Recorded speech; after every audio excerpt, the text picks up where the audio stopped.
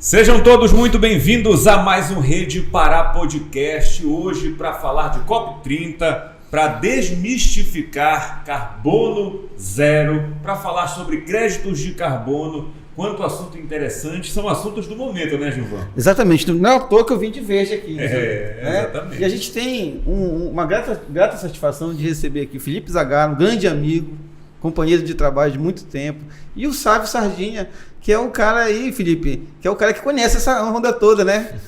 O Sávio tá por dentro dessa história toda aí que a gente vai falar de carbono.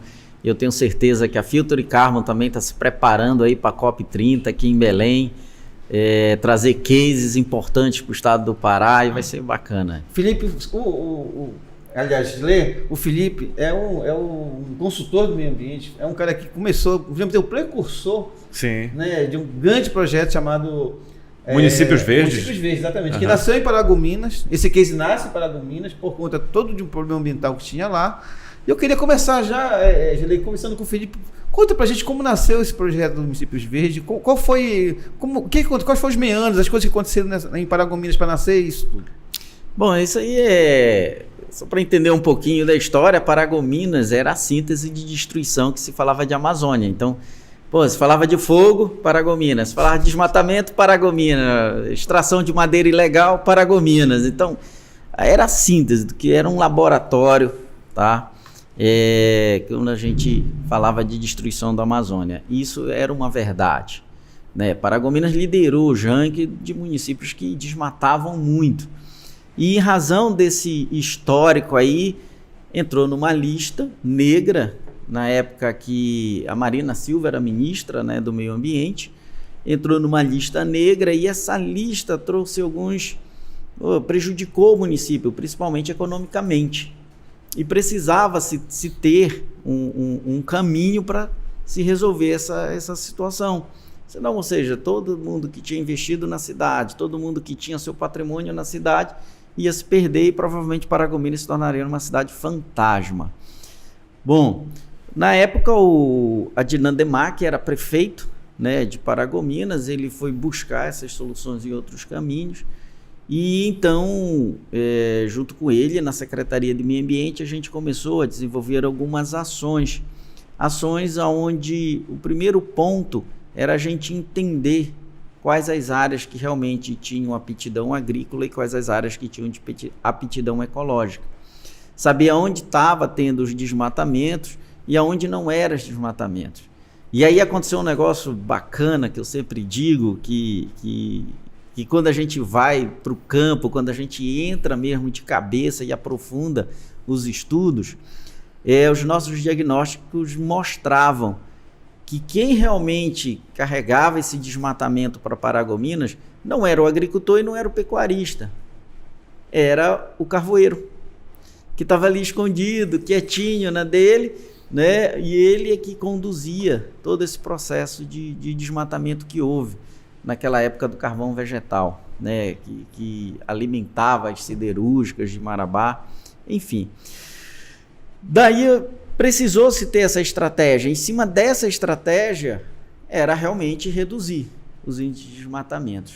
E aí Paragominas teve todo esse sucesso, todo esse case de sucesso mundial, não foi uma coisa o mundo estava olhando para cá, né? Houve uma pressão mundial, né? Não foi à toa que aconteceu esses embargos, digamos, isso, né? Não. Isso aí aconteceu, lógico, teve um pacto com a sociedade, teve um acordo, vamos colocar assim, com a sociedade, só que você não consegue agradar a todos, claro, né? Um monte de gente achava que isso aí era para prejudicar e ia travar a economia. Era aquela mentalidade que se tinha de antigamente, que meio ambiente travava a economia. Vai falar de meio ambiente? Não vamos mais desenvolver. Então Paragominas mostrou que isso não. Que era possível. Que isso era possível. E foi. Tanto foi que foi o primeiro município da lista dos municípios que mais desmatavam a sair da restrição de financiamentos de créditos rurais em bancos oficiais. Então o Conselho Monetário Nacional foi lá e disse, não, Paragominas cumpriu o dever de casa, perfeito, está liberado para Paragominas. Então, assim, foi um case importante. E hoje eu vejo essa história de Paragominas como, eu acho que um embrião para que você tenha uma COP hoje no Pará, né? Ou seja, você tem uma história de sustentabilidade num lugar e o estado do Pará hoje cedia uma COP, né? Belém cedia uma COP. E qual que é o fruto do que se aconteceu hoje em Paragominas? É onde a gente vai tratar diretamente aqui com a Filtre Carbon. É justamente o crédito de carbono. Pô, se o cara preservou a floresta, tem pessoas que estão fazendo em Paragominas há 40 anos, né? 45 anos, 40 anos ou até mais. Então, se o cara está preservando aquela floresta, ele preserva por duas situações. Uma, porque ele tem que ser obrigado por lei.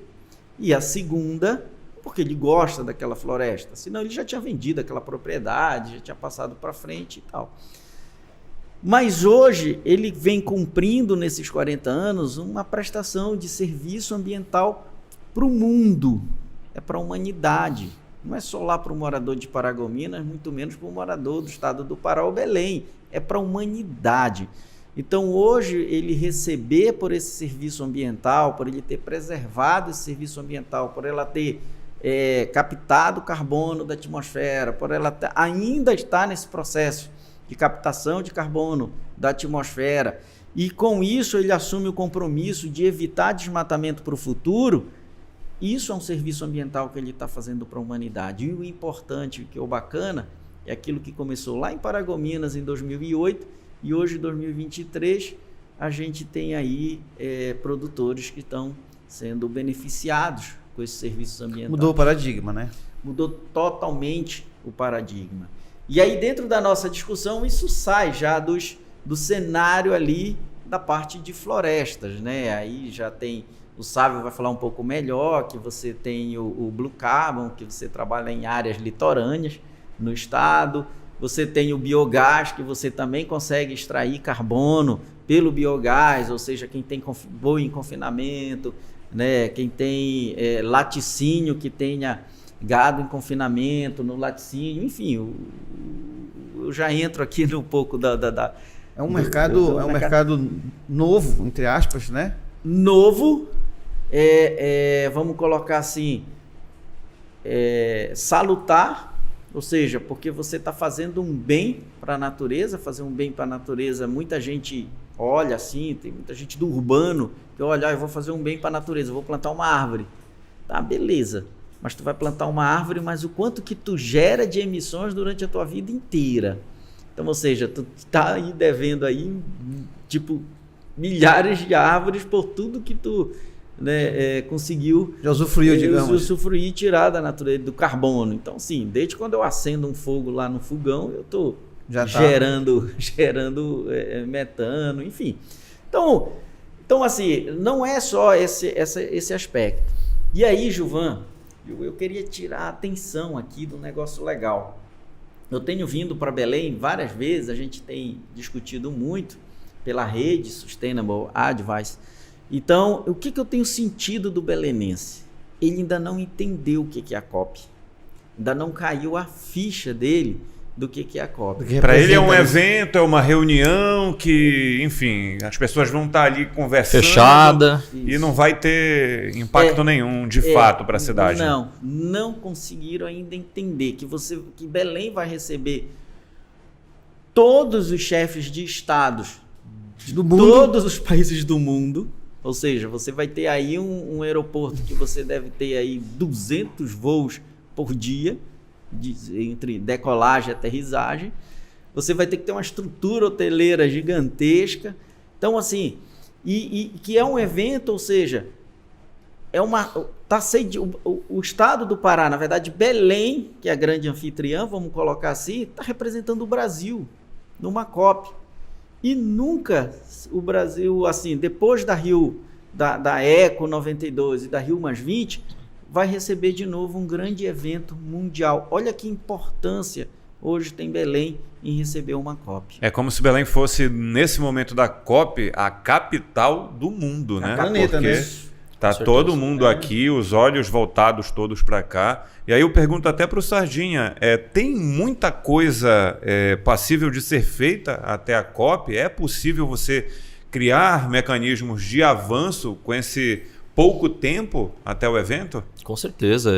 O caminho pelo que o Zagallo percorreu na explicação dele já traduz um pouco do que a gente já vem percebendo como potencial oportunidade e muito do que a gente vem conversando também, né, Zagallo? Que é o detalhe de o que o Pará vai mostrar na COP, né? A gente precisa, de fato, fazer um caminho aí de muito trabalho, percorrer esse caminho. Hoje, geralmente, a gente está olhando para alguns setores, né?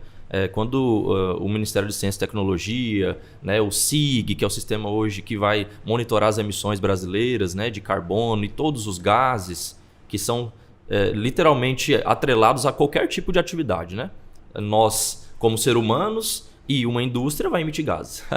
A verdade é essa. Então, todo esse detalhe fisiológico para o ser humano, biológico, e pensando no mecanismo de uma indústria, que é um evento mecânico, uma reação química, etc., está emitindo gases. Quando o Brasil monitora isso, nós identificamos vários setores. Um deles é a energia, o outro é a agricultura, né? Nós temos a parte específica de resíduos, a mudança do uso do solo, que pode estar atrelado na agricultura a culturas distintas, né? Sendo cultivadas, ou então você passar uma grade naquela cultura. E aí o pior dos mundos, que é o que todo mundo está tentando combater, por conta da relevância numérica de emissões, pensando em mudança do uso do solo, o desmatamento, que hoje responde por uns 77%, vamos arredondar para 70% das emissões desta classe de análise, né? Então, olhando todos esses setores, o que convencionalmente se faz no mercado de carbono especificamente para tentar quantificar uma redução dessa emissão por alguém, ou então uma remoção do carbono, que é o que uma árvore faz hoje, né? Se criam metodologias, são técnicas, né, muito especialistas, né, muito especiais, assim, no nível técnico acurado, com determinações globais em relação a como ela se foi construída, né? Passa-se ali por vários professores, vários pesquisadores de 30, 40 anos. Fico imaginando assim, a peculiaridade desse assunto. Primeiro, para te entender, isso é complicado. Né? Porque assim, é tão distinta cada detalhe para poder fazer isso. Além de ser, como são 4, digamos, pilares, 4 tópicos que podem ser analisados. E cada um desses tem um emaranhado ainda de soluções que possam comprovar uma redução de emissão ou uma remoção de carbono diretamente da atmosfera. Então, pela pergunta original, o que a gente geralmente vai identificar sendo uma fazenda como propriedade rural, né? Como imóvel rural, nós podemos olhar para a floresta e existem várias metodologias para olhar para essa floresta, né? E contabilizar o carbono ali presente ou o carbono que não foi emitido por eu não estar derrubando. Hoje esse é o projeto mais comum que se acontece, é o que nós chamamos de projeto REDD, REDD, que não é muito complexo. O que ele significa em português é basicamente reduzir emissões ou redução de emissões, RE, por não desmatamento e não degradação. O fato de proteger a floresta, pelo que a gente já tem, né, que o Zagallo trouxe muito bem em Paragominas, esse case de que o produtor não era exatamente o maior responsável por isso, ele fazia os desmatamentos que estavam previstos legalmente, só que a gente pode ver essa parcela Brasil, a gente geralmente tem um respeito aí pleno, né, em relação à manutenção dessas florestas. Inclusive, a gente sabe que hoje, em termos de floresta, o Brasil está perto de 63%, 64% de cobertura ainda. Nenhum país no mundo isso, né? Tem isso e jamais vai ter, né? Porque recompor floresta é um dos eventos mais caros, pensando na prática da coisa, né, que se ocorre. Então, é isso. Para a floresta, estamos olhando, né, na propriedade rural floresta com várias metodologias. A mais comum é a REDD. Nós temos dentro da empresa, eu acho que aqui é um benefício público, né, porque quando você cria uma metodologia, ela pode ser usada por qualquer pessoa, por qualquer empresa, no mundo todo, né? A não ser que ela tenha uma especificação muito, né, direta para aquele bioma. Então, a gente está falando só de Amazônia. Vamos criar uma metodologia apenas para a Amazônia? É possível? Sim. obviamente isso vai restringir acesso ao Pantanal, ao Cerrado, à Mata Atlântica, né? À Caatinga. Mas as metodologias, essa em específico que nós criamos, a Removals, ela tem um modelo de cálculo distinto do RED. O RED está olhando a floresta que não foi derrubada e eu naturalmente sei o que tem de volume de madeira por hectare, eu sei o quanto seria emitido de carbono. Como eu não fiz isso é crédito, certo? O Removals não. O Removals vai estar olhando o efeito biológico da planta, o que ela está tirando da atmosfera e colocando em estrutura. O corpo de uma árvore, a estrutura de uma árvore, possui 60% de carbono, né? O que a gente vê é carbono. É um dos elementos, né, mais relevantes para a estrutura da vida humana, né? E não só como gás, mas também na ação ali de complexos, né, químicos dentro das estruturas. Eu quero aproveitar aqui, Sávio, e explicar um pouquinho aqui também para o Ednei, para o Gilvan. O interessante da Filter Carbon ter desenvolvido essa metodologia do Removals. E no estado aqui, a gente tem regiões que são regiões com os IDHs mais baixos do Brasil, como o Marajó. E são regiões que têm uma potencialidade imensa para esses projetos de removals, já que lá não sofre tanta pressão né? de desmatamento e tal, para uso do solo. Uhum. Enfim, não tem mais... E são florestas gigantes, né? E são florestas imensas. E são grandes áreas. Lógico que tudo tem um gargalo que tem que ser resolvido. E eu acho que a oportunidade da COP é resolver esses problemas, que são as questões fundiárias. Exatamente. As pessoas têm a propriedade, as pessoas estão lá, a gente sabe que eles já residem, que eles moram, que eles têm propriedade. Tem a posse lá, né? Há muitos anos. Tem gente que tem 60 anos, tem propriedade há 60 anos. Só que ele não consegue regularizar, porque os títulos são títulos muito antigos, ou esses títulos muito antigos acabaram voltando para a União e precisa de ter um processo de recompra. Todo um processo. Então, eu acho que a hora também do órgão, né, de regularização fundiária do Estado repensar, porque a COP é um momento de dizer, olha, vamos aqui ajeitar o nosso solo, vamos aqui ajeitar a Nós nossa temos um passivo grande, Pronto. burocrático, digamos assim, para ser resolvido. Isso. Né, Sávio? Exato. A pergunta do Gilei original era qual é o tempo hábil e o que dá para fazer até a COP? Até porque ali vão ter algumas diretrizes, né, colocadas à mesa, penso eu, para que se resolva nos anos posteriores à COP, mas antes da COP é possível andar com certeza. Algo? Tem alguns exemplos que possa dar para a gente aqui? Sim, sabe? sim. Hoje, projetos RED, nós temos algumas unidades no Pará, estamos iniciando um avanço pleno, né? O Pará é estratégico não só para nós, é para Brasil, é para mundo, né? Isso é evidente, por estar na Amazônia. O projeto de Blue Carbon, que é o nome dado aos projetos de mangue, é uma outra alternativa. Então, identificar áreas, né, que por mais que sejam geralmente da União essas áreas, né, a gente tem alguns locais que atribuem esse título a pessoas físicas, jurídicas, então de propriedade particular. Então é uma outra possibilidade. Então nós temos aqui duas vias. A terceira via é removals, fazer projetos em florestas que não tenham tanta pressão de desmatamento e naturalmente o RED seria um projeto menor porque geraria menos crédito. Eu me desloco para removals como uma estratégia também aí, né, adenda aí ao tipo de projeto de carbono para suprir essa demanda e levar isso ao mercado, né? E aí as outras unidades de projetos são dedicados geralmente à energia. A gente pode falar aqui de solar, eólica, eletrificação de frota, iluminação pública. Então a gente já falou de ambientes aqui, de empresas, de setor público, né? Para o agro ainda falamos de carbono no solo, carbono via aproveitamento do resíduo do animal. O Zagallo citou isso também. É leiteiro, é corte, é suíno. Para onde vai esse dejeto? Hoje um dejeto no tempo, ele emite metano, né? A fermentação do dejeto, etc. Para se ter o uso e a prática assim, produtiva, né, desses animais, hoje geralmente os órgãos ambientais vão pedir uma licença específica para levar esses dejetos para uma lagoa, né? Que a gente chama de lagoa anaeróbica, é basicamente um momento de descanso do dejeto e daqueles líquidos, né? E aquilo ali fica emitindo. Quando você implementa uma tecnologia que hoje é muito conhecida, que é o biodigestor, ele aproveita aquele gás que seria emitido e você não deixa ele sair de dentro daquele local. Você instala basicamente, assim, para todo mundo entender o que a gente está querendo dizer, uma panela de pressão em uma piscina, né? Do tamanho de uma piscina. Ele aglutina, deixa aquele gás ali represado, né? Não emite para a atmosfera diretamente.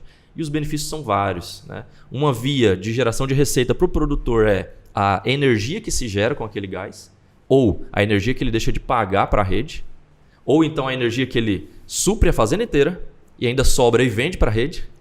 Isso já é um benefício muito grande em relação a esse tipo de projeto. Ele pode usar esse dejeto depois, estabilizando ele quimicamente, como adubo da lavoura ou da pecuária, da pastagem. E ainda se tem adicionalidade, que nós chamamos, que é um termo técnico, para realizar um projeto de carbono nessa operação. Por quê? Porque eu reduzi a emissão do metano, que inclusive tem um potencial bem mais danoso do que o carbono exatamente, né? Em ordem de 40 e tantas vezes. Ou seja, eu ganho 2 vezes. 3. Eu ganho 3 vezes. A primeira é que eu não pago mais a energia. É. Eu consigo usar o biodigestor colocando essa energia Ou na supre rede. parte disso. Vai depender muito do número de animais, né? A segunda porque eu recebo pelo crédito de carbono, pelo serviço ambiental que eu estou prestando, né? E a terceira porque eu posso usar esse dejeto para esse excesso para fertilizar solo. Financeiramente a gente fala de 3 benefícios. Socialmente nós falamos de odor desse... Também, né? Se estiver perto de uma cidade, por exemplo, isso afeta diretamente a qualidade de vida do vizinho, né? Então quem está ali está acostumado e tal, mas o vizinho está sentindo. É o caso de que colocamos um lixão no meio de Belém ou de Paragominas. A gente tem um caso clássico aqui, que é Marituba, que tem um lixão lá na cidade, que tem épocas que ficam insuportáveis. Pois é. Então tem um benefício social. O outro social eu gero emprego, porque eu preciso instalar aquilo ali, enfim, envolve vários fatores relacionados a isso. O ambiental não preciso explicar, né? A gente está falando de não colocar esse dejeto em um rio ou no lençol freático. E esse dejeto, pessoal, imagine você, um animal comendo uma ração, né, um suplemento, um aditivo nutricional de alta quantidade de nitrogênio, a gente está falando de ter proteína, esse animal, energia, etc.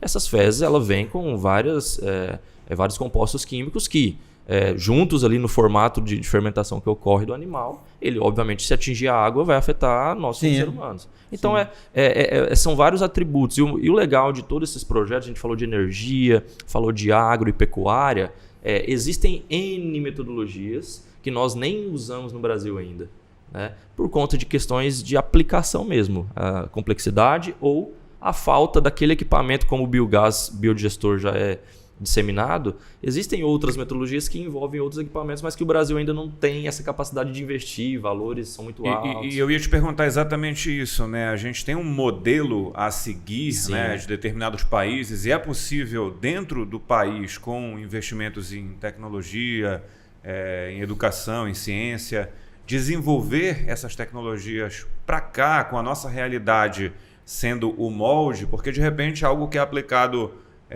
numa outra região do planeta não se aplica aqui. E aqui você tem também aí tantas universidades públicas, as privadas, enfim, todo mundo pode trabalhar juntos para que isso se desenvolva aqui, essa tecnologia principalmente, né? Exato. O método, como nós criamos a metodologia de removals, foi feito, né, by Brasil, né? Então, não é uma pitanga brasileira, a gente sempre gosta de falar isso, né? Não pode ser uma metodologia tão específica que não atenda às demandas internacionais. Eu preciso fazer, né, toda essa checagem técnica, conceitual de projeto, para não criar aqui um filho do projeto de carbono, né, um filho do mercado de carbono para o Brasil especificamente. Então a gente sempre se preocupa em relação a isso, a estar criando isso. Em relação à tecnologia, tecnologia de fato tem no mundo todo, a gente tem capacidade para isso, venho acompanhando várias pesquisas em universidades e empresas privadas. O grande problema de Brasil pensando em tecnologia, é evidente também isso, né? A gente tem uma dificuldade hoje de suprir essas tecnologias com o equipamento, a fonte, o material industrializado, enfim, a industrialização brasileira ainda é frágil em relação a isso, mas para esses projetos certamente a gente já vem fazendo muitos links, em especial com a Alemanha, Japão, para o caso específico do Biochar, ter esses projetos no Brasil com adequações aqui do equipamento, né, que é vendido lá hoje, que a gente não tem hoje a capacidade, eu diria, é inviável trazer isso para cá hoje, né? Assim, quando se fala de universidade, eu sempre... Eu vejo assim, eu acho que as universidades no Brasil têm muito a contribuir. Tem muitos estudos, tem muitas pesquisas, só que eu acho que o que atrapalha as universidades é a questão da bandeira política. Eu acho que precisava esgotar as universidades precisavam esgotar essa questão de bandeira política.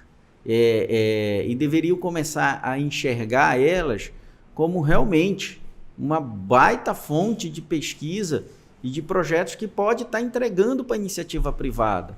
São coisas que a iniciativa privada está buscando. Realmente ela vem atrás dessas coisas. Mas fica ainda. A gente tem um case aqui, Felipe, que é o PCT Guamá, né? Tem, eu acho que 10 anos, talvez esteja um pouco mais que isso, né? Uhum.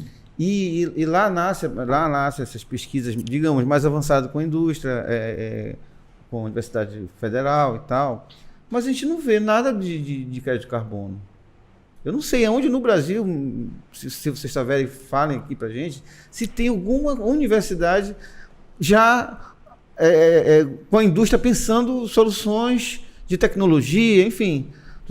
Sim, vários cases. Eu tenho conhecimento, inclusive contato direto com a Universidade Federal do Mato Grosso, a Universidade Federal de Santa Maria, no Rio Grande do Sul. Legal. O Rio de Janeiro faz muita pesquisa interessante também. Bacana. O que eu diria, o mercado de carbono, assim como eu acho que todos as indústrias, né, os setores, eles são interligados. Pesquisas, naturalmente, né, a gente brinca que na universidade o professor precisa estar bem alinhado com pesquisa, extensão e ensino, né, são 3 pilares.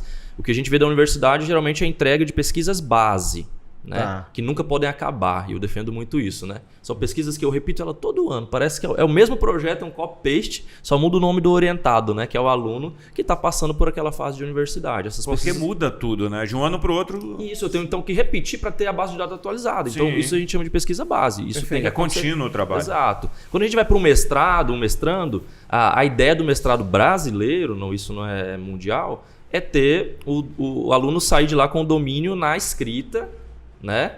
Na arguição, na fala. A ideia é ser um professor, um pesquisador. Academia.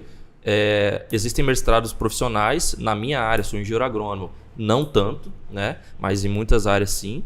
E quando a gente vai para o doutorado, aí sim é criar algo novo, criar uma abordagem nova, mesmo que não seja uma tecnologia nova. Né? Exemplo, eu posso usar o celular como minha fonte de pesquisa, o meu instrumento de pesquisa no doutorado, mas eu não quero que o modelo do algoritmo que reconhece o que a gente está falando agora e vai me apresentar nas redes sociais depois seja aquele mesmo, seja esse outro. Ou seja, eu criei algo novo, mesmo que na mesma base.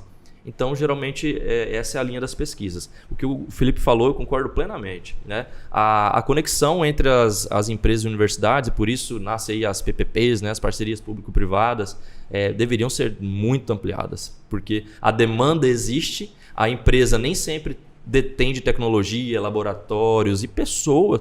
É muito caro, né? De fato, desenvolver isso. E por que não apoiar já uma universidade que nem sempre tem um recurso que deveria? A gente vê na Exalc, por exemplo, o aporte que tem das grandes indústrias muito alto. É muito forte isso. É muito forte. Esse apoio à universidade, ele entra dentro dessa seara aqui do crédito de carbono também, né? Ou não? Sim, olha só, e muito bom ponto, porque a gente estava falando que então existem exemplos de universidades pesquisando. A de Santa Maria em específico, por exemplo, ela está trabalhando com fluxo de carbono, né? É um equipamento que mede para florestas, arroz alagado, o quanto sai e entra de carbono no sistema. A UFMT, há muito tempo, em parceria com o REN, universidades alemãs, faz pesquisas daquele dejeto ou daquele lodo aplicado na lavoura, o que isso tem de benefício para reduzir o químico que eu uso, que eu comprei lá do Irã, que veio de lá, né? Enfim, então imagine o transporte, o consumo de combustível nesse processo, a energia usada para gerar um adubo nitrogenado. E está aqui no animal que está ali do lado do vizinho, né? Se eu trabalhar, estabilizar aquele adubo, eu já aplico. E aí, voltando então, o apoio à universidade, os projetos de carbono, majoritariamente, muito por conta de um movimento agora de integridade do mercado, ele passou por alguns balanços muito necessários, na minha opinião pessoal, que tornaram os projetos quase que uma demanda obrigatória dos compradores do crédito, quando a gente gera o crédito, é o investimento social. Então, a receita de um projeto como um todo, uma parcela dela é obrigatoriamente, hoje nos nossos contratos, não é obrigatório a mercado, mas óbvio, né? O que o cliente meu, que é o comprador do crédito, fala, se eu não me adequo, eu não estou atendendo a demanda dele. E, naturalmente, posso não vender meu crédito, vai ficar lá parado, ilhado aquele crédito. A gente brinca que são créditos aí que ficam mortos, né, no mercado, se eu não tiver um projeto social atrelado, porque ele vai vir com o pessoal lá da Alemanha, o pessoal lá dos Estados Unidos, vai olhar o projeto pessoalmente, geralmente vem acontecendo isso, com auditoria e etc., e ele quer olhar o projeto social. E por que não atrelar no social, na região, a escola, a Secretaria de Meio Ambiente, de Educação, Segurança Pública, a faculdade, a universidade estadual, federal, saúde, tudo. Enfim. Tudo isso é possível.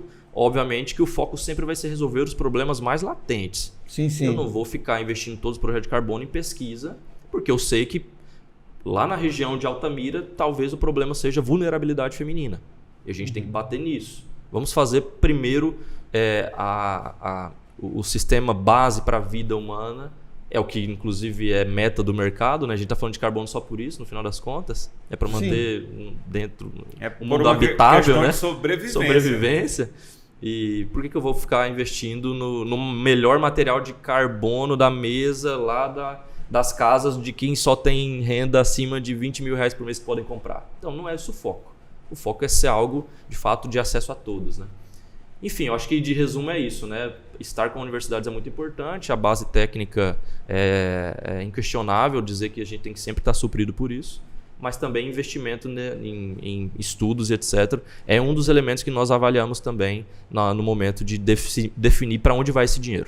E eu pergunto para vocês assim, para o leigo, aquele que está tentando ainda entender sobre o que a gente está debatendo aqui, na prática, como é que funciona, trocando em miúdos mesmo, o crédito de carbono, né? Quem pode ter esse crédito e de que forma ele vai se diluir dentro do mercado, digamos assim, para quem não entende absolutamente nada do que a gente está dizendo. Excelente. Começamos a conversar hoje com o Felipe Zagallo, que tem uma área aqui lá em Paragominas, né? Os passos naturais das coisas são, primeiro a gente conversa, existe uma explicação do que o trabalho de uma empresa como a nossa faz, não somos só nós no Brasil, então existem empresas bem sérias nesse setor já consolidando-se aí, e isso é bem importante, é importante que haja mais também, obviamente, né, para sempre subir a régua, né? Sim. O cliente precisa ter opção também. Então, nós começamos a conversar explicando o que nós fazemos no projeto. Como o projeto demanda muitos elementos técnicos, auditorias internacionais, o jeito de vender o crédito precisa ter um tato, né?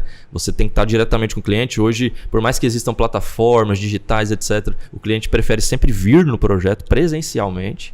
Então isso é muito importante. Então nós explicamos o que uma empresa como a nossa faz no projeto. Ela é uma desenvolvedora do projeto. O Felipe é basicamente o parceiro do projeto que abre a porteira da fazenda para a gente fazer um projeto, especificamente uma floresta, né? O processo hoje está em avaliar os documentos de uma fazenda, em termos legais, né? Juridicamente falando, essa área é sua, não é? Tem algum embargo, não tem? Tudo que for ligado a uma irregularidade na fazenda vai ser um impeditivo que a gente vai ter que olhar o grau de dificuldade de resolver, ou, né, podendo resolver ou não, para a gente avançar ou não. Geralmente é o filtro mais relevante. A área precisa ser da pessoa e ela não pode ter problemas com desmatamentos nesses períodos, muito alinhado com o Código Florestal, alinhado com a moratória da soja para casos de fazendas que produzem grãos, sempre alinhado a elementos de legalização dessa área fundiária e de uso dos recursos dela. Passou por isso, nós fazemos os cálculos de carbono por hectare dessa fazenda. Então, o seu tipo de floresta está na Amazônia. Nós fazemos classificações, não quero ser técnico demais aqui, do tipo de floresta, porque a Amazônia não é tudo igual. tá? A gente entra no detalhe, no milimétrico, para entender quanto crédito de carbono tem naquela floresta. E aí eu oferto um número para o Zagallo. Falo, Zagallo, você tem 3 créditos por hectare de carbono, certo? Isso somado ao número de hectares total, você tem lá 50 mil créditos de carbono nessa área. E o legal é que esse ano esse número se renova anualmente. Então eu passei pelo filtro da legalidade da área, agora eu tenho os números de crédito por hectare. Agora eu preciso fazer o quê? Chegar num elemento comercial, né? Eu preciso negociar o que é do Zagallo, o que é meu. Por que sabe que você tem direito ao crédito e tal? Geralmente as empresas vão trabalhar o seguinte, ela vai bancar o projeto, a auditoria, as viagens, o marketing do projeto, a venda, ir para Londres, ir para os Estados Unidos, trazer o pessoal de lá para cá, ir e voltar. Então geralmente ela pede essa participação no crédito. E é uma coisa muito boa porque eu estou indo no sucesso. Eu estou acreditando no meu trabalho, eu não te cobro R$1 de adiantamento e ganho contigo lá na frente. Melhor negócio que esse, assim, pensando comercialmente falando, eu começo negativo. A verdade é essa, como desenvolvedor eu começo negativo. Eu pago a conta para o produtor, basicamente, fazer o projeto ficar de pé e depois eu começo a ganhar junto com ele. E esses projetos de RED são 30 anos, são contratos de 30 anos. A garantia não se pega, garantia diária, não é um crédito rural, tá? Isso tem que ser bem esclarecido. Não vou pegar metade da matrícula, aquela matrícula inteira, passar pro nome da empresa, ficar ali, se o produtor não tiver o crédito, eu arranco essa área dele, não é nada disso.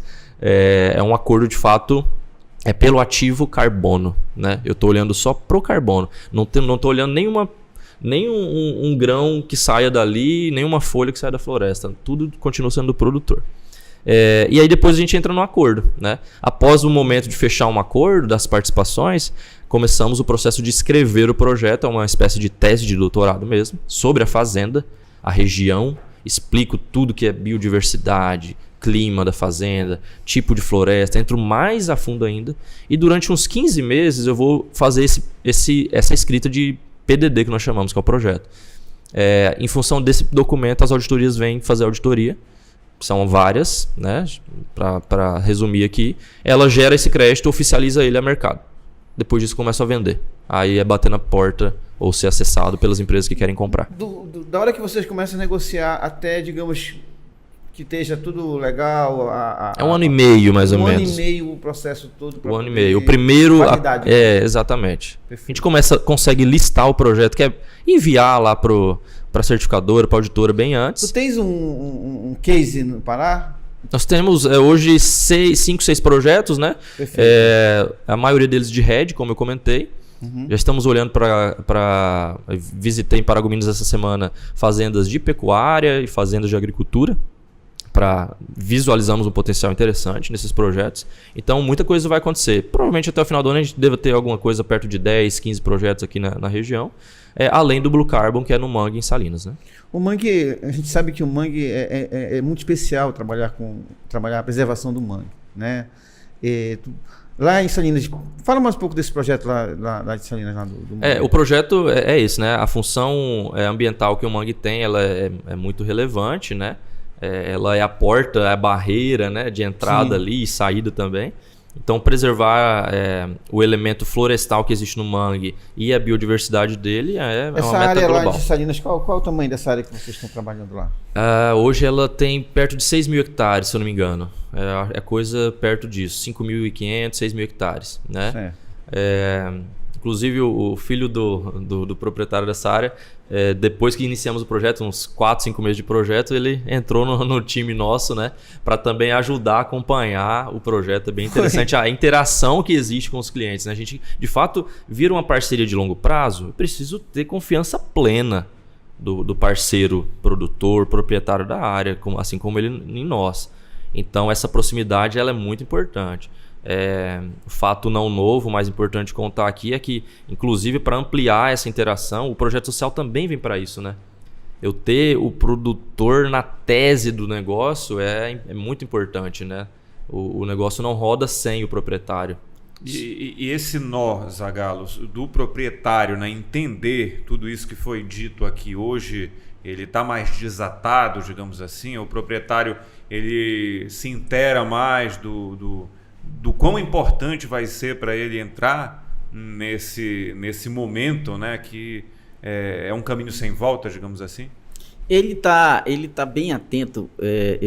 Como a gente conhece bem, a gente anda o estado inteiro, né, pela rede, eu tenho chamado muita atenção de muito produtor rural, porque ele já tem projetos sociais que ele faz. E esse projeto que ele faz está aí, lógico, muitos nunca divulgaram, mas o cara ajuda alguém que está doente, faz doação de cadeira de roda.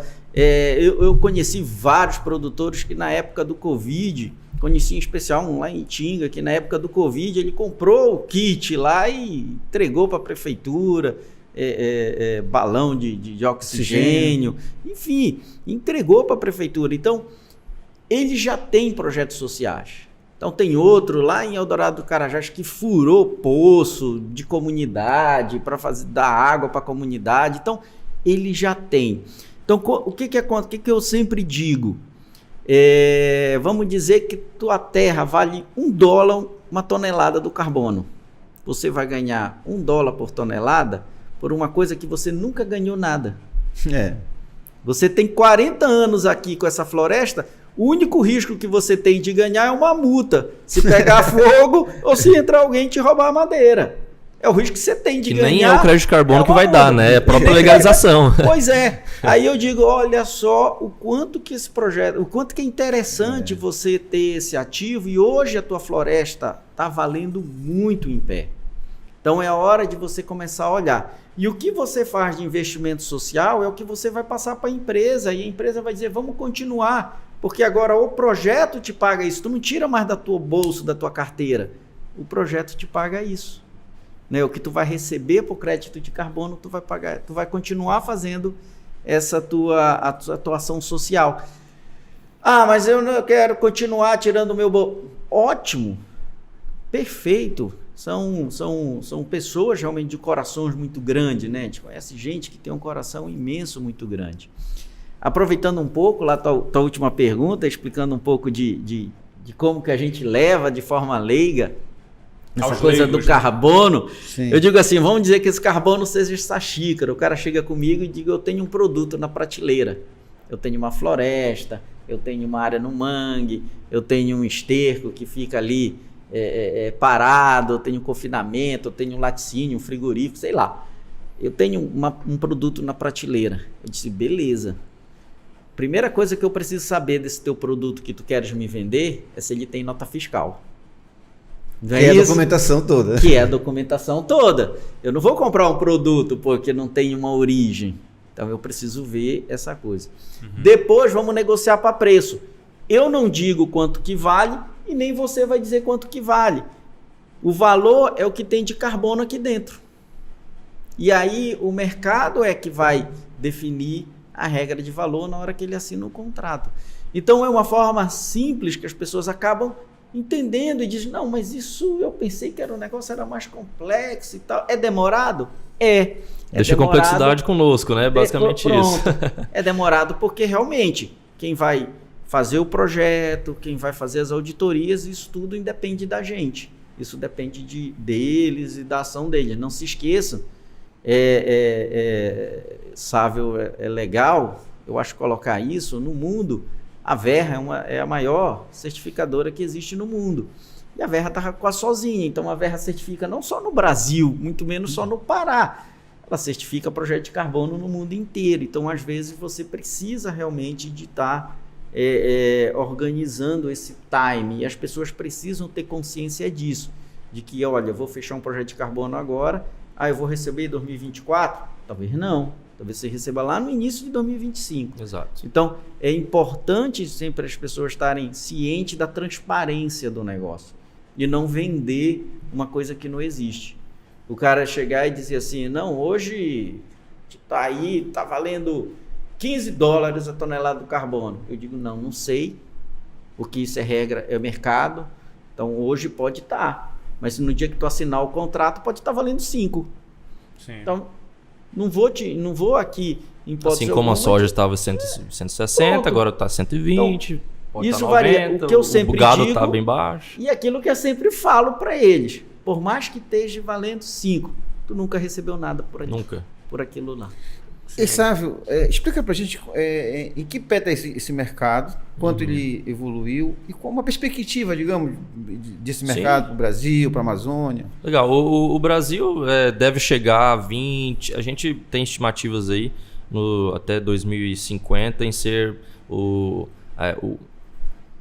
país que oferta perto de 30% do carbono mundial, né? Então, se o Brasil faz isso, provavelmente a gente vai ter um outro país ali dividindo a posição, etc. Mas certamente é o potencial de liderar essa agenda sem nenhuma dúvida, né? E a Amazônia nessa história toda? A Amazônia, a gente teve um crescimento de 9 para, agora veio 8 na verdade, veio para 12, está chegando quase em 20%. Dos projetos, né, que são oriundos da Amazônia, são naturalmente, né, pensando em floresta, né, pelo fato óbvio. E o potencial, a gente já fala em 2 bi de movimento, né, de dólar no Brasil desse mercado, existem outras estimativas. O que eu sempre falo é o seguinte, as estimativas, umas são muito conservadoras, outras são muito otimistas. Eu não iria muito por isso, assim, né? É um mercado totalmente ascensão. Eu vou por sinais, né? É muito mais relevante. Quem está entrando, quem está de fato comprando, vamos esquecer um pouco o número. Tá. Todas as mega empresas estão nesse mercado já efetuando pelo menos seus estudos prévios dos projetos. Algumas já se posicionaram em vendas, né, em compras, na verdade, né, de crédito, inclusive conosco aqui no Brasil. Esse último mês foi muito movimentado para nós, né? Nós visitamos vários projetos, inclusive um deles em Altamira, para venda para esses players. E são grandes, mas grandes empresas mesmo, né, a nível global, que já estão operando. Eu acho que o sinal é esse, né, que é quente, é positivo e que a gente tem muito a crescer. A força motriz de ter mais projetos na Amazônia vai depender, infelizmente, da regularização fundiária. Passou da hora do Brasil fazer isso, né? De fazer essa força-tarefa. Exatamente. Aí não tem como, a gente tem que ter agentes públicos olhando para isso, né? E aí aquela pergunta original que o Gilê fez sobre a COP, a gente tem que partir para essa força-tarefa, Felipe. E aí o mercado vai também fazer essa, digamos, vai mostrar esse estrangulamento que tem nessa questão jurídica. Exato. Então, eu acredito que esses cases que você falou, esses projetos que estão nascendo já, o governo vai olhar, olha o que está acontecendo aqui. Tem que olhar. A gente precisa ajudar as coisas acontecerem. Exato. E dentro desse contexto, né, se a gente começa a analisar as COPs que passaram, o próprio Acordo de Paris. Os avanços que vão se sucedendo a cada COP. A tendência é que, a partir da COP, a realidade, as formatações, para tudo que está sendo dito aqui, mudem também. Né? Ou, pelo menos, não mudem por completo, não é isso, mas se transformem, né? Ganhem uma outra formatação. E quem já se lançou no mercado, com toda certeza não vai se sentir perdido a partir do que virá com a COP, né? Isso que tu falou foi muito legal, Ednei. Olha só, a gente escreve umas profecias e aí daqui a alguns anos elas se realizam. A Amazônia, ela na verdade não tem jeito. Ela é a maior vitrine hoje do mundo em termos de quando se trata de biodiversidade e recursos naturais. Então não tem para onde mais olhar para o outro lado. Então, ou seja, é um lugar que não cabe mais as ilegalidades. Ontem saiu uma resolução do Conselho Nacional Monetário oficiando os bancos para não darem crédito para quem tem área embargada, para quem tem o CAR suspenso ou cancelado. Ou seja, deu uma travada agora, um negócio aí travado. O produtor rural tem que trabalhar realmente direitinho ali, senão ele não consegue mais esse financiamento, esse crédito. Não dá para ter mais jeitinho, não? Não dá mais para ter jeitinho. Só que também ali, eu venho agora com chicote, mas poxa, onde é que acontecem as maiores irregularidades na Amazônia? Em áreas que não tem documento. Aí as pessoas se aproveitam desse vácuo, dessa coisa e acabam cometendo alguns crimes.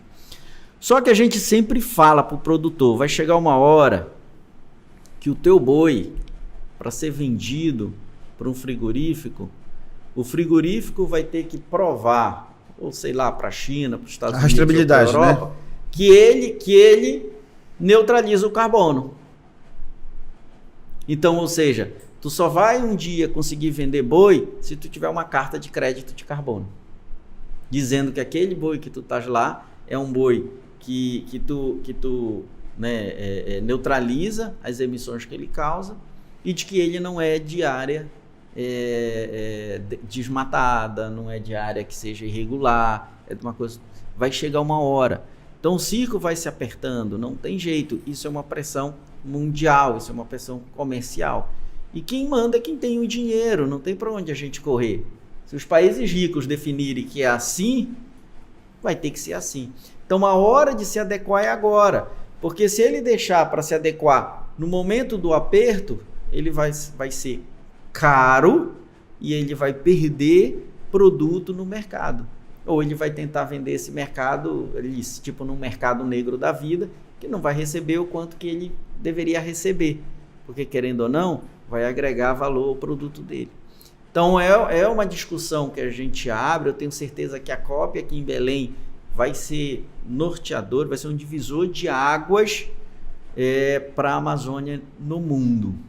Em se falar de mundo, eu acho que vai se tornar realmente uma potência de serviço ambiental, a Amazônia para o mundo. As pessoas vão começar a enxergar, as pessoas dos países ricos vão começar a ver que aqui nessa região as pessoas, lógico, precisa de desenvolver, não é só preservar a floresta e preservar a onça, né, o jabuti, ou a capivara, né, que virou meme, não é isso, mas precisa de desenvolver socialmente. Os países ricos vão começar a ver, porque eles vão vir para cá. Não só os países ricos, mas também os grandes milionários do mundo vão começar as a ver. ONGs todas, né, quem está em defesa do meio ambiente. Eles vão dizer, fundações. Não, eu acho que vale a pena pagar pelo serviço ambiental. Tá? Quem preservou, começa a pagar pelo serviço. Aí digamos ambiental. que a gente tem uma vitrine, sabe? A gente tem ali, como nós temos todos os nossos produtos ali, e aí vem todo o planeta vem para cá, vai olhar, mas tá aqui a solução, digamos, entre aspas. Aqui nós temos 30% que a gente podia resolver, digamos, esse passivo ambiental, mas esse passivo ambiental não está legalizado. Exato. Né? Converso muito com os produtores e na agricultura, quando nós temos um material genético, um tipo de planta de soja, né, uma genética diferente, que ela não tem resistência a nematóide, que são, né, ali organismos que estão no solo, ela não tem algum fator genético muito diferente para aguentar uma seca, etc. Nós chamamos ela de canela seca. É um produto muito reto, duro, vamos dizer assim, convencional, né? As empresas não estão no momento mais de, primeiro, ofertar serviços convencionais, comprar serviços convencionais, então ela vai demandar do fornecedor especialidade, o apelo ali, o contato, o atendimento rápido, o valor justo, mas também vai começar a olhar o que ele faz quando ele fecha a porta lá da empresa. Quando eu saio de lá, o que está acontecendo lá dentro? Aí começa a trazer, assim como a gente, o melhor produto, a empresa com maior reputação. Isso começa a trazer o que o ESG tá batendo muito forte, né? Que é o seguinte: não dá mais para vender produto ou serviço ou ter uma empresa canela seca. Eu acho que é basicamente isso que eu queria colocar. As empresas precisam ter alta integridade, né? Sem alta integridade eu não faço negócio. Vocês conversaram com o professor aqui no podcast anterior, não sei exatamente a data, sobre China, né? Não tem como eu bater lá na China e falar eu quero fazer negócio com você. Eu tenho todo um processo a respeitar, e o primeiro deles, né, da confiança, de quem indicou, é reputação, integridade. E no ESG, quando a gente começa a olhar no detalhe, basicamente o que norteia, né, o princípio em si para as empresas é fazer negócio focado no dinheiro como mecanismo, né, a forma de mobilizar o social e o sustentável do negócio e do recurso de onde esse negócio sobrevive. Então, é basicamente equilibrar, equalizar, fechar a conta mais perfeita possível, né? Então, um crédito de carbono, uma demanda por um inventário de emissões de uma fazenda para provar que o gado está compensado a emissão. Isso, todo mundo é cliente de alguém. né? E todo mundo fala que quer ser bem atendido, todo mundo reclama, né, quando é mal atendido. Quem que está comprando nosso produto no Brasil?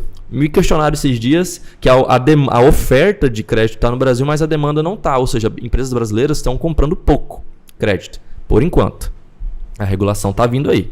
É só esperar. Não dou mais que 2 anos para isso acontecer, tá? Isso é uma das profecias mais óbvias que existe, né, Zagallo? Isso vai acontecer. Tá? Já até passou, essa profecia já deve ter acontecido. Exatamente, está acontecendo. A COP vai fazer essa pressão. Vai muito, e é necessário. Então, a gente tem provas comerciais de que um mercado regulado nacional, ele eleva o potencial do mercado voluntário e junto. Então, todo mundo começa a entrar quando você regula. E é uma agenda global, não é para o João das Couve ganhar dinheiro só. O país vai ter que se estruturar, ele vai, de alguma maneira, entrar na jogada. Isso vai acontecer com tudo que aconteça dentro de uma união, né? O país é um território que você, por mais que a gente fale que é proprietário de uma terra, no final das contas a gente nem é. É da nação. Né? O princípio da coisa toda é nacional. Por isso o Código Florestal demanda proteção dessa área, porque também é dele. Em resumo é isso. Então o ESG está aí para isso, né? Para mostrar que as empresas estão preocupadas em níveis altos, já se demanda com essas responsabilidades, né? Hoje não vai dar dela vender produtos canela seca e também ela já demanda não comprar isso. Então todo mundo tem que caminhar junto, não tem como só a China exigir e as empresas frigoríficas aqui no Brasil, por exemplo, não se comportarem com elas mesmas na indústria interna, mas também de quem está fornecendo para ela.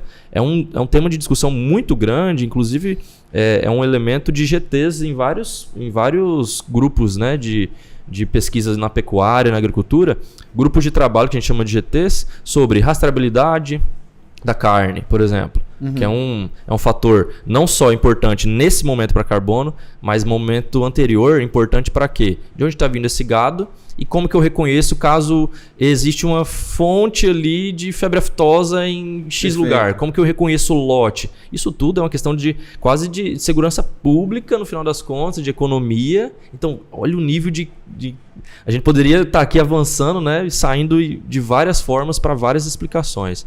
Eu acho que, de resumo, é isso, né? As empresas precisam se mobilizar para isso e eu acho que vem acontecendo muito. Mas também gosto de colocar um ponto muito relevante, que não tá batendo no produtor rural. Isso aí para mim é responsabilidade social, tá? Porque a gente está falando aqui de uma agenda que tem... Por que eu falo produtor rural todas as vezes? Porque geralmente está atrelado ao desmatamento e desmatamento está dentro de fazenda, né? Então fazenda está dentro da posse de alguém ou da titularidade oficial de alguém. E aí associa isso a uma atividade agrícola, né? Que nem sempre é. A atividade agrícola de verdade tem que ser bem feita e com responsabilidade, né? Quem não está fazendo, obviamente, está no puxadinho, tem prazo de validade, né? É uma agenda de elemento climático, porque a gente está falando de um gás que causa aquecimento, né? Isso para uma planta é muito deletério. As plantas não têm se eu injetar você como ser humano numa câmara de carbono, isso a gente já viu com o Holocausto, isso vai acontecer o quê? Você não tem, seu organismo não está adaptado àquela situação de gás. Acontece o mesmo com a planta. Temperatura e níveis alterados de gás vai fazer um rendimento ser menor. Então provavelmente ou plantas morrem ou diminui a eficiência. Então é uma agenda climática. É uma agenda de segurança alimentar também, tá?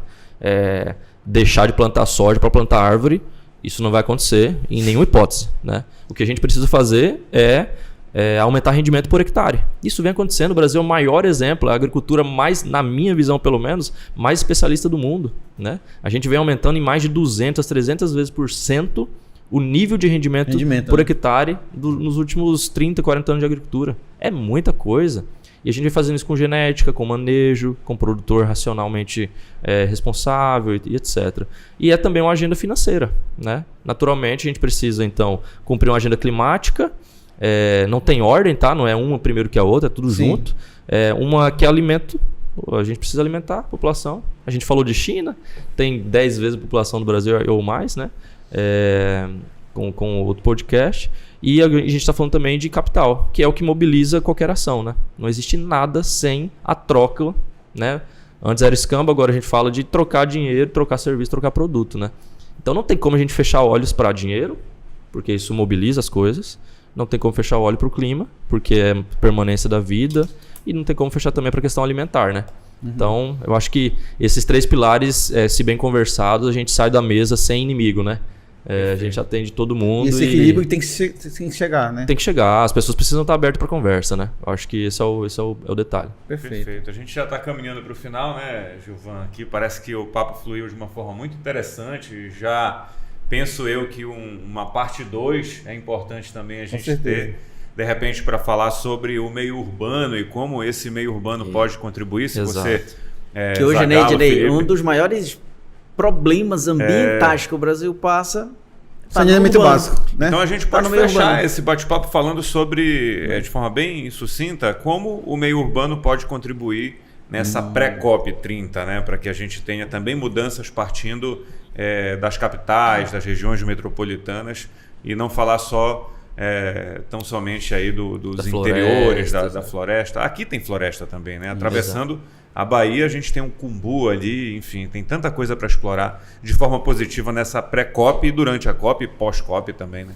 Não, mano, eu sou assim apaixonado por essas discussões, então eu tô aberto para ir para a parte 2 para a gente discutir. Bom, o meio urbano não tem jeito. Quem milita na área ambiental sabe que a maior degradação ambiental que existe hoje no Brasil está dentro do meio urbano. Primeiro começa com a falta do saneamento. Exatamente. Então você não tem como hoje, no século XXI, em 2023, hoje você anda na rua e você vê as pessoas jogando o esgoto, sai a céu aberto, né? A água passa ali na vala. E aí a gente fica comparando, dizendo, pô, Belém é uma cidade assim tão bonita, né? Belém é uma cidade que foi tão bem estruturada, que chega em momentos, como foi, lógico, no início, estruturada ali por portugueses, chega no momento que lembra algumas pequenas cidades na Europa, onde você tem aqueles canais, aqueles vales. A Europa, na época da Idade Média, era tudo poluído, né? Era um caos, né? Era o caos, era o que estava, é o que existe hoje. Lá não é à toa que teve a peste bubônica, tá? E dizimou quase a Europa inteira. Mas hoje os canais, se você andar, são canais que são, não vou dizer que as águas são potáveis, mas são águas que você pode tomar banho, que as pessoas parecem uns malucos que vão trabalhar e bota a roupa de nadar e vai nadar, bota uma mochila impermeável, chega no trabalho, tem umas coisas meio malucas, né? Mas são águas que são hoje aproveitadas, não são mais poluídas. Então, existe alternativa? Existe. E eu acho que é nesse momento, sim, que tem que se linkar no princípio da nossa discussão das universidades. Existem situações. Você já pensou uma rua dessa que tem em Belém, que passa um canal na frente e você consegue sanear aquela água? Gente, o que vai valorizar o imóvel é uma coisa de outro mundo, sabe? É totalmente diferente. E eu acho que Belém pode partir justamente para essa remodelação urbana dela. E não é só no caso de ficar, eu vou só plantar árvore. Eu acho outra coisa, por exemplo, um trânsito de Belém. Belém é uma cidade que afunila, né? Belém, uma ferradura, né? É quase uma ilha, né? Nosso trânsito é caótico. Pronto. E eu acho que precisava já ter algumas alternativas para o trânsito. Inclusive comportamento, né? Principalmente comportamento. Semana passada eu vi no Twitter uma moça, o Instagram, uma moça com a selfie dela na ciclovia, na João Paulo, e 2 motoqueiros buzinando atrás dela. Ela tá na ciclovia, pelo amor de Deus, gente. Sabe? Aí, enfim. Então, ou seja, querendo ou não, o poder público municipal criou aquela ciclovia, criou aquela estrutura, criou o aparelho. Mas aí as pessoas vão lá e deturbam tudo. A falta de cultura, então, né? É a falta de cultura. Tem gente que diz, mas andar de bicicleta em Belém é insuportável, a gente sua, é muito quente, tem o período de muita chuva e tal. Só que tudo bem. Então, bora melhorar o transporte público, coletivo? Né? Vamos tornar o transporte coletivo um transporte mais de melhor uso para a população. De energia limpa. Né? De energia limpa. né? Precisa, por exemplo, que a gente diz assim... Parece que vai ser, talvez aconteça de ser os ônibus elétricos, né? Parece que vai acontecer isso. Ótimo. Há um movimento Nossa, para isso. se existir esse movimento, tá de parabéns, né? Quem está aí nas lideranças. Os nossos vereadores votaram contra o ar-condicionado no ônibus. Você acredita nisso, sabe? Acredito. Eles tiveram fizeram essa... Acredito. Mas essa se sacada, sacada maravilhosa. Mas, Prioridades, né? Então eu vejo isso. E essa discussão é longa, de décadas. Né? Você pega ali Almirante Barroso, foi feito um BRT e anda todos os ônibus, só não anda no BRT, mas então, continua do mesmo jeito. Continua do mesmo jeito, querendo ou não, você está jogando aí dióxido de carbono para a atmosfera. Né? Então, se vir a ideia do ônibus elétrico, nossa, vai estar de parabéns, Belém, sabe? Porque já sai muito na frente, né, de muitas capitais do tamanho do porte de Belém. Então, isso é muito importante. Eu acho que precisa mostrar casos. A gente está falando aí de novo, a gente está falando de uma COP, então precisa mostrar alguns resultados que o Sávio tá, eu acho que assim, até como responsabilidade nossa, né, social, é também conseguir articular, pelo que me parece, já se tem grupos de trabalho, né, para construir as proposições, etc. Isso. Porque tem que chegar lá com alguma coisa estruturada, né? Tem que ter uma coisa, tem um fundamento. Basta você ser só o anfitrião, né? Exato. Eu sou anfitrião, o cara que puxa a corda para todo mundo ir junto, ok? Mas é preciso um plano técnico, né, operacionalizável, que tenha também elementos ali de quanto vai custar isso para isso acontecer. Eu acho que, não, como a gente já falou, não tem espaço mais para brincadeira, né? Não. Então, não é uma régua. Tem que ter uma régua. Vamos nivelar então de agora em diante, né? Possa ter metas aí. E é isso, a COP também traz muito esse elemento, né? Isso é legal. As pessoas levantam a mão lá na plateia e eu brinco, né? Que levantam a mão na plateia e constrói ou divulgam suas metas. E certamente Pará, Belém, né, em especial, vai determinar alguma meta específica ou várias delas para vários setores para correr atrás dela, né? Todo mundo está na visão de melhorar. Eu acho legal aqui, eu já estou vendo isso, muita gente criticando, dizendo que nós vamos mostrar. É bom. É bom. Porque então ninguém critica nada. Ou critica só na mesa do bar. Mas agora não. Não, peraí, nós temos que... Nós vamos passar essa vergonha mesmo, coletiva, ou a gente vai mas assim, alguma coisa aqui? Eu vou esperar do próximo ou eu vou começar a fazer? Exatamente. Entendeu? Às vezes as pessoas criticam demais, porque meio ambiente tem muito disso. A gente aponta o dedo, né? Mas a gente não olha nossas ações. Exatamente. Então tem muito disso. E dentro do meio urbano a gente já pode começar a dar exemplo, né? Já pode começar a dar exemplo. Não é, não é andar de moto na ciclovia. Uma coisa simples, né? É uma coisa simples. Não é nem para estar conversando sobre isso, né?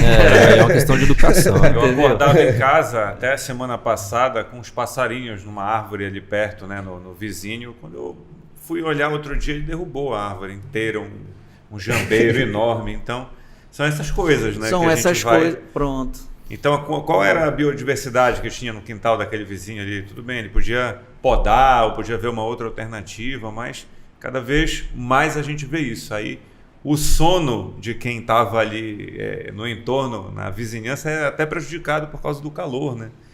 As paredes absorvem mais calor, então todo mundo é prejudicado com a atitude de um ali. Parece que um não faz a diferença, tanto faz, né? Um agir, mas acaba... que o entorno todo se a causa raiz não tiver um elemento técnico, por exemplo, derrubei essa árvore porque ela está prestes a cair. Sim. Né? Mas se não tinha e não teve autorização, por exemplo, porque as prefeituras geralmente demandam, né? De fato, afeta todo mundo.